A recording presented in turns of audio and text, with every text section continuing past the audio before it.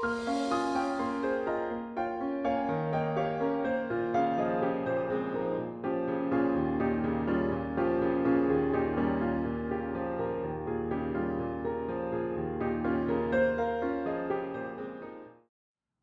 Aron Bernstein again. In our last video, we said hello to the two most important chords in tonal harmony, tonic and dominant, 1 and 5. Now, we're going to get some practice with these chords and find out how the rules of voice leading apply.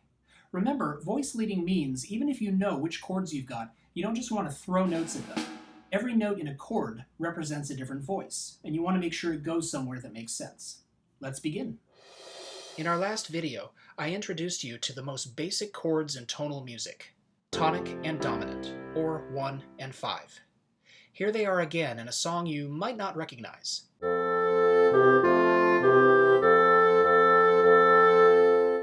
Only kidding, it's Mary Had a Little Lamb.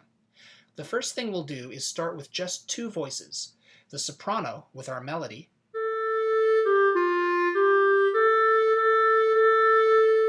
and the bass.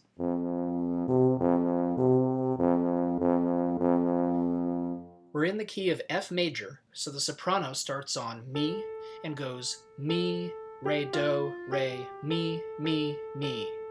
And the bass, starting on do, goes do, so, do, do. Now let's figure out where our 1 and 5 chords are. If the chords are all in root position, then the bass tells us when we have a 1 chord, because it'll have do, F. When the bass has so, C, that's our 5 chord. So now we have 1, 5, 1, 5, 1, 1, 1. All right, next step, we fill in the two remaining voices, alto and tenor. In our 1 chord, F major, we already have the root, F, in the bass, and the third, A, in the soprano. We're just missing the 5th, C. And why don't we put that in the alto voice? Now the chord is complete. But we still need to give something to our tenor. So we need to double one of these notes, and the root of the chord is often a good bet. So the tenor has F, doubling the bass. On we go to the next chord. It's our 5 chord, C major, and we already have the root, C, in the bass, and the 5th, G, in the soprano. We're missing the 3rd of this chord, E, and the best voice to take that is the voice that's already closest. So that'll step down to E. Our 5 chord is complete, but we need to double a note for the alto. And in keeping with smooth voice leading, we can just double the root of the chord, C, and the alto doesn't even have to change notes. Remember, when in doubt, don't move. The less motion you have, the smoother the voice leading. Okay, back to the 1 chord. The soprano and bass both have the root now, F. We need the 3rd, A, and the 5th, C. Let's start with the tenor. In our previous chord, the tenor had E, which is T in solfège. Recall that T, the 7th note in our major scale, is the leading tone, the most active note in the scale. It has a strong tendency back up to do. The only practical move our tenor can make then is up to F, T, do. So now we have 3 voices with F, the root of our chord. We only have 1 voice left, the alto, and we have to decide whether to give it the 3rd, A, or the 5th, C. Now if we go by smooth voice leading, the safest option is to just keep the alto on C, like we did last time. But then we get an F major chord without its 3rd, A. And without that 3rd, a triad just sounds hollow and empty. We can't hear whether it's major or minor. So the 3rd is a pretty indispensable tone, and that takes precedence over smooth voice leading. Drop the alto down to A, and we've got the most important tones in our chord now. The root, which defines the chord, and the 3rd, which makes the difference between major and minor. Of all 3 notes in a triad, the 5th is the one we can do without. So that's the note to drop if voice leading demands it. Next chord, it's 5 again, and we can just return everything to the previous 5 chord. The bass has the root, C, the soprano the 5th, G. We need the 3rd again, E, and the tenor is still closest, so F goes down to E. The alto has to double a note again, and we can just skip back up to C, doubling the root. Last chord is a 1 chord, so you know what to do. Our tenor once again has the leading tone, T, and that's only going to go one place, back up to do. so E resolves up to F just like it wants to. Our one chord now has the root, F, in the bass and tenor, and the third, A, in the soprano.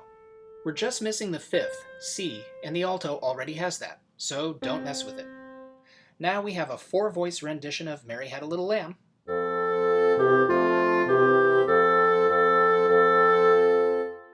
So, to recap, when you harmonize in four voices, here are the rules. 1. Smooth voice leading. When you look at old Mary here, you notice the only voice that jumps around at all is the bass. The soprano and tenor just step down or step up, and the alto, except for one skip, hangs out on the same note. 2. Any voice that has T, the leading tone, the seventh note in the scale, has to resolve that note back up to Do. In a moment, I'll show you an exception to that rule, but 9 times out of 10, that's what you want to do. Also, don't double that leading tone. Only one voice should have it at any time. If 2 voices have T, then they both have to resolve up to Do, and we get parallel octaves, the scourge of independent voices. For more on this, please see the first 2 videos in the counterpoint module. And 3, if you have to leave out a note in your chord, leave out the 5th. It's kind of like an extended warranty. Nice to have it, but you can do without. Let's try another one. This time we're only going to get the melody, and we'll come up with the bottom 3 voices. Here's a tune in G minor.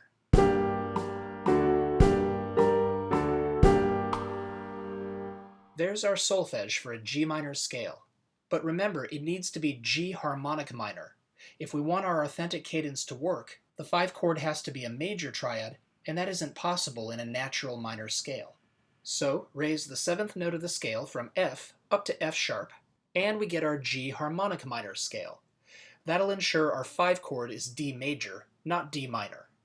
Okay, when you get a melody to harmonize, the first thing you want to do is figure out your bass line. That'll tell you right away which chords you've got. Remember, at this point, we're only dealing with 1 and 5, and for this lesson, we'll keep them in root position. So, if we have a 1 chord, G minor, the bass will have G, and for a 5 chord, D major, the bass will have D. Our first melody note is G, and that's obviously Do in G minor. G is the root of our 1 chord, so the first bass note is G. Next, our melody has F sharp, and that's T, the leading tone.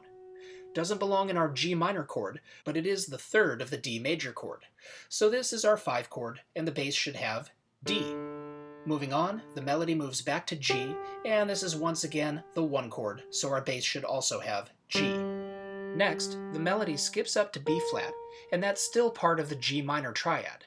So this is still our 1 chord, and the bass should remain on G. Moving on to A, that definitely belongs in our 5 chord, D major, and the bass should have the root of that chord, D. Finally, there's no question about the last chord. The melody returns to G, that's going to be our 1 chord, and the bass also should have G. Now we have a bass line to go with our melody. And because we know which chords we've got, we're ready to add the inner voices. For the first chord, we really don't have any choice. There's only an octave between the bass and soprano, so here's the 3rd of our G minor chord, B flat, in the tenor, and the 5th, D, in the alto. So we're definitely starting out in closed position. Next, for the 5 chord, the bass has the root, D, and the soprano's on the 3rd, F sharp. We need the 5th, A, and the tenor can just step down to it from B flat. The alto can hang out on D, doubling the root, and that's it for our 5 chord. Moving on, the soprano and bass return to their starting notes in the 1 chord, and the inner voices have no option but to follow suit. Tenor back up to B flat, and yet another D for the alto. Next, we have another 1 chord, but this time the soprano moves up to the 3rd, B flat. This gives us the opportunity to shake things up in the middle. Now the alto can jump up to G, doubling the root, and that gives the tenor room to take the 5th, D. Onward, our 5 chord again. The bass has the root, D, and the soprano steps down to the 5th, A. We need the 3rd, F sharp, and the alto is now closest, stepping down from G. This time it's the tenor's turn to be boring, so he'll just park it on D, doubling the 5th. Coming in for a landing back to the 1 chord, this is where we have 2 options. The soprano steps down to G, the root, and the bass also takes G. The alto had the leading tone, F sharp, And our first option is to resolve F sharp up to G, T up to Do, just like you'd expect. So now the alto and soprano share the same note. This is totally fine, provided both voices have approached the same note stepwise from opposite directions, which they have. Now we've got three voices with the root, G, and we need to figure out what to do with the tenor. If we keep him on D, the fifth, then we get a one chord missing its third. And once again, the third is more crucial than the fifth. So drop the tenor down to B flat, and that gives us a perfectly fine cadence at the end. Now, option 2. This is my favorite part. We get to break a rule. Go back a chord and look at the alto again. That F sharp is the leading tone, T, and it should resolve up to Do. But because the soprano comes from above and takes Do, it's sort of doing the alto's job for it. So it's actually fine for the alto to jump down from the leading tone, F sharp, to So, D. Now we have a complete one chord. Remember, you can only resolve T down to So like this if there's another voice above that comes from Re down to Do. If the soprano had been the voice with T, like at the start, it would have had to resolve up to Do since there's no voice above it. We're done. Here's the complete harmonization.